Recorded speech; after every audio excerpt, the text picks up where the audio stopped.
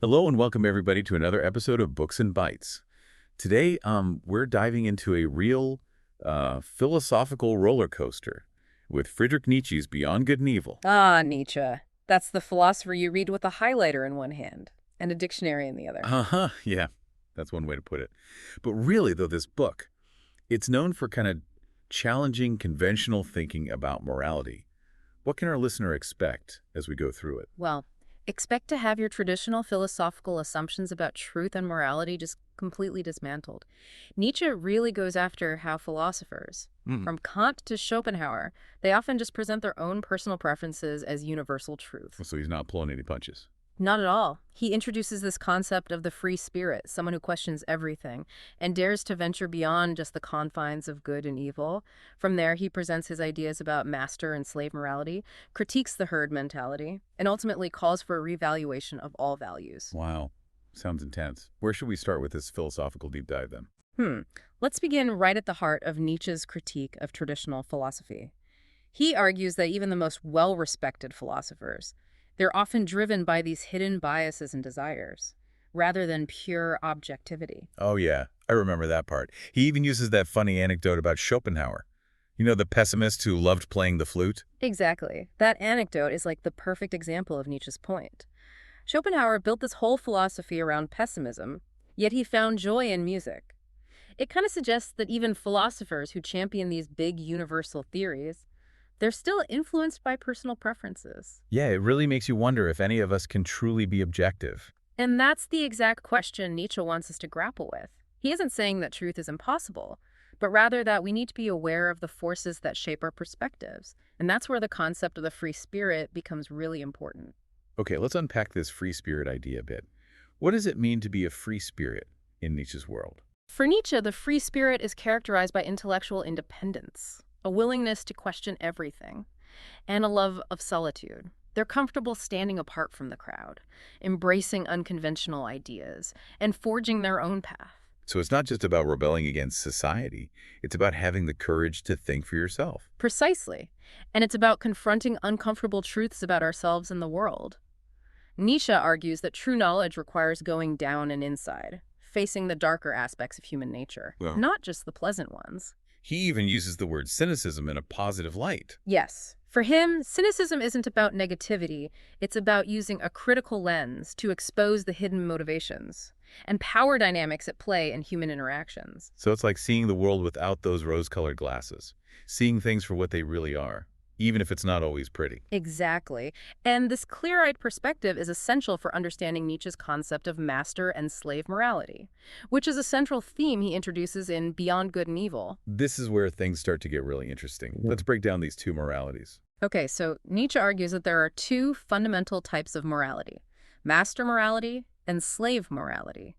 Master morality originates from the noble class, those who are strong, powerful, and self-assured.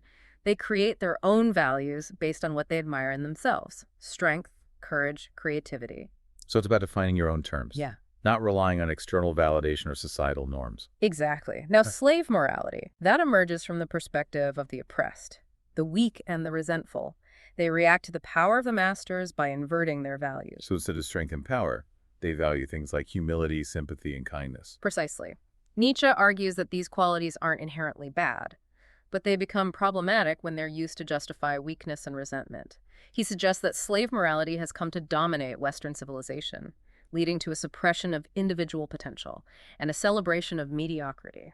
I see where he's going with this. It's like he's saying we've become too comfortable with playing it safe, following the rules, and avoiding anything that might rock the boat. And that's precisely what Nietzsche wants to challenge. He's calling for a revaluation of values, a radical reassessment of what we consider good and evil, right and wrong. But how do we even begin to reevaluate something as fundamental as morality? That's the challenge Nietzsche throws down to us. He doesn't offer a simple answer or a new set of commandments. Instead, he provides a framework for thinking critically about the origins of our values and how they shape our lives. So it's about becoming more conscious of the forces that shape our moral compass, rather than blindly accepting what we've been told. Exactly. And it's about having the courage to create our own values, even if they go against the grain of conventional wisdom. This is definitely making me rethink some of my own assumptions about right and wrong. Even like Nietzsche is calling for a pretty fundamental shift in the way we think about morality. He is. He's suggesting that we need to move beyond good and evil, beyond the simplistic binaries that have defined traditional morality, and embrace a more nuanced and individualistic approach to ethics.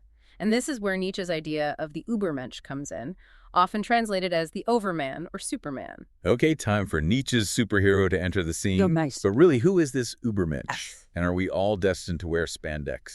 No, don't worry, no spandex required. The Übermensch isn't a literal superhero, but more like an archetype of what humanity could become. They represent the individual who embraces the death of God and forges their own path beyond conventional morality. So they're like the ultimate free spirit. Exactly. They embody the potential for human greatness that Nietzsche believed was possible. Once we shed the limitations of outdated moral systems, think of them as pioneers, creating new values and ways of living in a world without predetermined purpose. Okay, I like that. But how do we cultivate these Übermensch qualities? Is there a secret Nietzschean training regimen we can follow? It's less about a specific regimen and more about a fundamental shift in mindset. Nietzsche emphasizes self-mastery, embracing challenges and suffering as opportunities for growth. He also stresses the importance of creativity, striving for excellence in everything we do. So it's about pushing ourselves beyond our comfort zones, constantly striving to become better, stronger, more creative versions of ourselves. Precisely. He uses the term will to power to describe this fundamental drive within us to grow and overcome obstacles. It's not about dominating others, but rather mastering ourselves, our instincts, and our desires. That's interesting how Nietzsche connects this idea of self-overcoming with the concept of suffering. He seems to suggest that suffering is a necessary part of growth. Absolutely. He saw suffering not as something to be avoided at all costs, but as a catalyst for transformation. He believed that by confronting and overcoming hardship, we forge a stronger will and deeper understanding of ourselves. That's definitely a different perspective on suffering than what we're usually taught. But it makes sense when you think about it. We often learn and grow the most from our toughest experiences. Right, and it ties back to Nietzsche's rejection of traditional morality, which often sees suffering as something negative, something to be avoided or eliminated.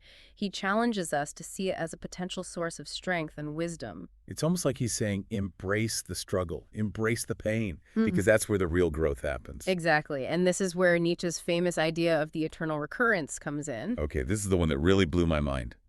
The idea that our lives will repeat themselves over and over again for all eternity. It's a lot to process. It is. But it's a powerful thought experiment. Nietzsche asks us to imagine that every moment, every joy, every sorrow, every decision we make will recur infinitely. Would we live our lives differently if we knew this to be true? Honestly, it makes me question everything. Would I make different choices? Would I be more present in each moment? Would I dare to take more risks? That's precisely the point. Nietzsche isn't saying that eternal recurrence is literally true, but he's using it as a tool to force us to confront the weight of our choices and the meaning we create in our lives. It's like he's saying, if you had to live your life over and over again, would you be satisfied with the way you're living it now? Exactly. It's a call to live authentically, to make choices that align with our deepest values, even if those values go against the grain of societal expectations. I think that's a powerful message, Yeah. even if the idea of eternal recurrence itself is a bit unsettling. It is. And it speaks to Nietzsche's overarching goal in Beyond Good and Evil. He's not trying to give us a new set of rules or a blueprint for the perfect life. He's trying to awaken us to the possibilities of self-creation, of forging our own paths in a world without predetermined meaning. It's like he's saying the old map is gone. It's up to you to chart your own course. Precisely. And he believes that this journey of self-discovery, while challenging, is ultimately the path to a richer, more meaningful existence. Speaking of charting our own course, Nietzsche was German, right? Did his cultural background play a role in shaping his philosophical outlook? That's a great question. And Nietzsche actually dedicates a significant portion of Beyond Good and Evil to analyzing the German soul. He sees Germans as a complex and contradictory people, capable of great depth and creativity, but also prone to a certain romanticism and sentimentality. That he found problematic. It's interesting how he can be both critical and admiring of his own culture. He was a master of nuance. He saw the potential for greatness in the German spirit, but he also recognized the dangers of blind nationalism and unquestioning obedience to authority. He even pokes fun at some stereotypical German traits, like their obsession with honesty and frankness. Right. He suggests that this German honesty can sometimes be a form of self-deception, a way of avoiding uncomfortable truths. He challenges his fellow Germans to look deeper, to question their assumptions, and to embrace the complexity of their own nature. It's a good reminder for all of us, regardless of our cultural background, to be wary of those comforting narratives we tell ourselves. Absolutely. Nietzsche's insights into the German soul offer a broader lesson about the importance of self-awareness and critical thinking when it comes to our own cultural identities. This is definitely a lot to digest. We've covered everything from master and slave morality to the eternal recurrence and the German soul. What else should our listener keep in mind as we approach the final stretch of this philosophical journey? Well, Nietzsche's philosophy is ultimately a call to action. He's not just offering abstract theories. He's challenging us to live differently, to embrace our freedom, and to create lives that are worthy of being lived over and over again. So it's not just about reading Nietzsche, it's about embodying his ideas in our own lives. Exactly. And that's what makes Beyond Good and Evil such a powerful and enduring work. It's a book that can change the way you see the world Yeah. and inspire you to live with greater intention, courage, and creativity.